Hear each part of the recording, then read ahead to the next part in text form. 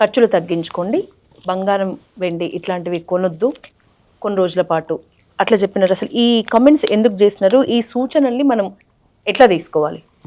మనం బంగారం కానీ వెండి కానీ మనం మోదీ గారు చెప్పింది ఎందుకంటే మనం చాలా మటుకు ఇంపోర్ట్ చేస్తాం.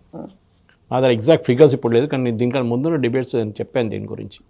మన దేశంలో బంగారం కన్నా అంటే క్రూడ్ ఆయిల్ కన్నా ఎక్కువ మనం బంగారం ఇంపోర్ట్ చేస్తాం వాల్యూ వైజ్. ఓకే, కానీ క్రూడ్ ఆయిల్ 17,200 crores, ఇది 7,000 crores అనుకుంటా బంగారం.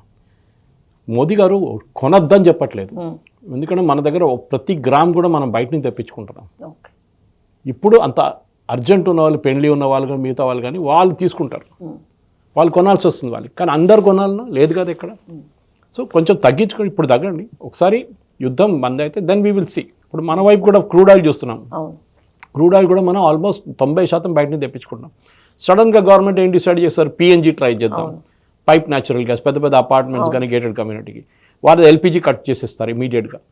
మంచి మూవ్ అది, చేయాల్సింది. గ్యాసిఫికేషన్ చేస్తున్నారు, అది కూడా మంచి ప్రాసెస్. అందరు బొగ్గు చాలా ఉన్నాయి, గ్యాసిఫికేషన్ ప్రాసెస్ చేద్దాం. ఇప్పుడు నేను ఇప్పుడే న్యూస్ చదువుతున్నాను మీతో మాట్లాడే ముందు, మన కంట్రీలో 50% ఇప్పుడు మన రిన్యూవబుల్స్ నుంచి వస్తుంది మన పవర్. 50% ఆలోచించండి. సో బిగ్ థింగ్, విండ్ కానీ సోలార్ కానీ మిగతా దాని నుంచి. సో ఇది మనం చేయాల్సింది అనమాట. So we should focus on మన క్రూడ్ ఆయిల్ ఎంత తగ్గించుకోవచ్చు కన్సంప్షన్. చైనాని చూడండి, వాళ్ళు ఆల్మోస్ట్ 95% వాళ్ళ వెహికల్స్ ఎలక్ట్రిక్ వెహికల్స్ అయిపోయింది. మన దగ్గర ఇండియన్ రైల్వేస్ ఒక టైంలో బొగ్గుతో అంతా డీజిల్ మీద నడుస్తున్నాయి ఇంజిన్స్ అన్ని, లోకోమోటివ్స్. ఇప్పుడు మొత్తం 100% ఎలక్ట్రిఫికేషన్ అయిపోయింది. ఇప్పుడు ఎంత సేవింగ్ ఆలోచించండి. మనం ఎంత తగ్గించగలరో అంత తగ్గించాలి. We have to reduce the dependence on. మన దగ్గర అన్నిటికంటే ఎక్కువ ఉన్నది సోలార్, అది వాడుకోండి. సన్ ఉంది మన దగ్గర, ఎప్పుడు ఉంటుంది. ఓకే, మన దగ్గర ఎక్కువ సన్నే కదా, అది వాడుకోండి. వీ షుడ్ స్టార్ట్ ఒక మార్పు తీసుకురావాల్సింది.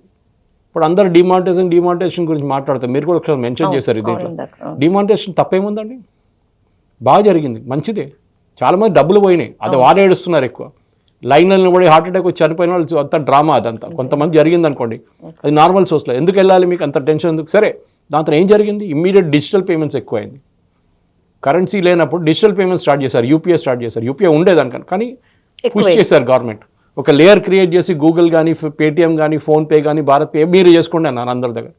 ఇప్పుడు చూడండి 95% పేమెంట్స్ మన దేశంలో డిజిటల్ పేమెంట్స్ అని నడుస్తుంది. మీరు ఏమైనా కూరగాయలు కొనడానికి వెళ్తే కూడా అక్కడ కూడా అదే ఉంటుంది. 10 రూపాయలు 20 రూపాయలు చేంజ్ కూడా మీకు దొరకదు, గూగుల్ పే చేయమంటారు వాళ్ళు, లేకపోతే ఫోన్ పే చేయమంటారు. ఇదే నడుస్తుంది. సార్, మాట వినాలి లేకపోతే విధ్వంసమే.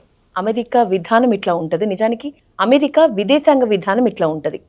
మన ఉద్యోగాలు కానీ, మన ఇండియన్స్ ఎవరైతే ఉద్యోగాల కోసం వెళ్తున్నారో వాళ్లకు కానీ వీళ్ళు పెట్టిన ఆంక్షలు ఎప్పటివరకు ఒక కొలిక్కి వస్తాయి. ముఖ్యంగా సరుకు రవాణా విషయంలో మన దేశం మీద అమెరికా పెట్టిన ఆంక్షలు ఒక కొలిక్కి ఎప్పుడు వస్తాయి?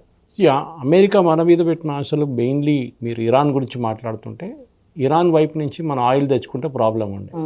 ఇప్పుడు అది లేదు కదా, తీసేశారు, శాంక్షన్స్ అయిపోయి. రష్యా ఒకటే మనకి ఇష్యూ ఉంది. ఇంకా రష్యా దగ్గర నుంచి మనం ఇప్పుడు కొంటున్నాం, కానీ ఎన్ని రోజులు ఉంటుందో తెలియదు అది.